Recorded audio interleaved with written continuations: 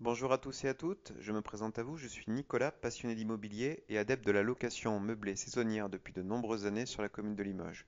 Vous trouverez sur mon blog conseils et astuces concrets pour développer votre activité de loueur en toute simplicité. Dans cette nouvelle vidéo et ce nouveau podcast, je vais voir avec vous la question assurantielle de votre location courte durée. Effectivement, en tant que propriétaire d'un logement loué en courte durée, il vous sera utile d'être protégé, et peut-être plus que pour des locations nues ou des locations meublées à l'année.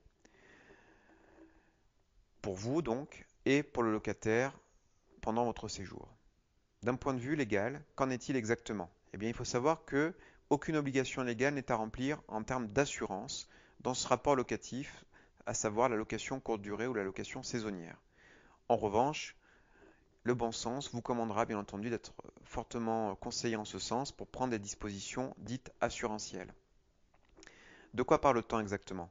Eh bien, il s'agit de se prémunir contre tout risque locatif pouvant survenir pendant le séjour, tel qu'un risque d'incendie, un dégât des eaux ou une explosion, entre autres choses.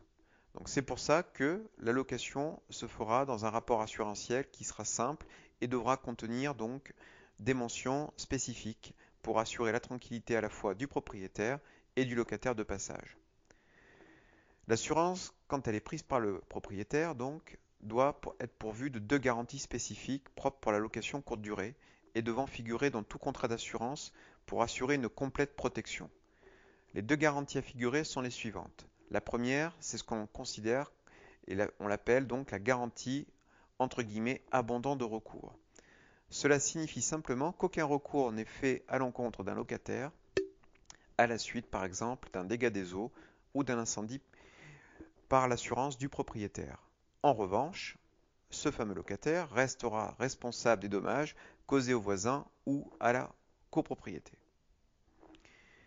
La deuxième garantie, pour le compte de qui il appartiendra, signifie que ce même locataire de passage occupant la location sont également couverts pour les dégâts des eaux et incendies et couvrent également leurs responsabilités vis-à-vis des tiers et du voisinage, chose que la première garantie, abondant de recours, ne fait pas. Donc, pour une complète protection en tant que propriétaire de votre locataire de passage, veillez toujours à ce que votre assurance propose aussi bien la garantie abandon de recours que la garantie pour le compte de qui il appartiendra. Ça, c'est quand l'assurance est prise par le propriétaire. Bien entendu, le locataire, lui, peut être pourvu de sa propre assurance et peut être demandé, à défaut de garantie prise par le propriétaire, au moment de son entrée dans les lieux, d'une attestation, ce qu'on appelle la garantie villégiature.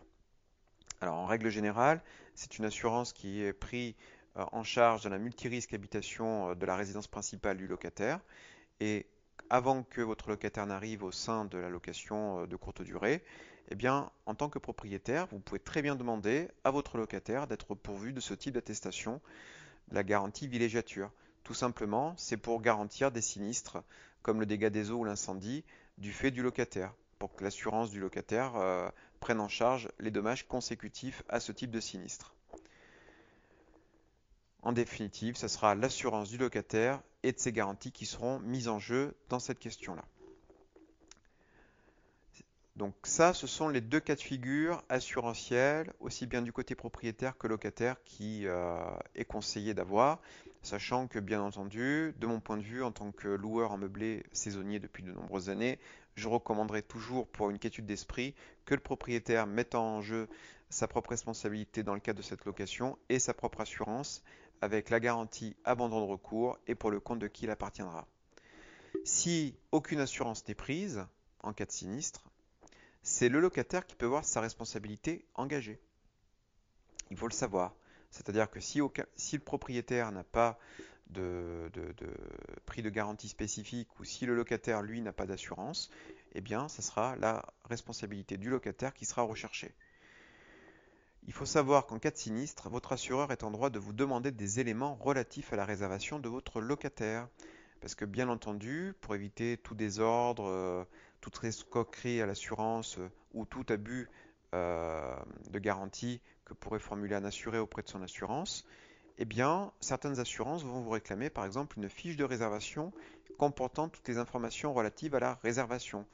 Donc, c'est-à-dire pas peut-être tous les éléments relatifs à l'identité du locataire, à son lieu de résidence. On pourra également vous demander une copie de la pièce d'identité de votre locataire.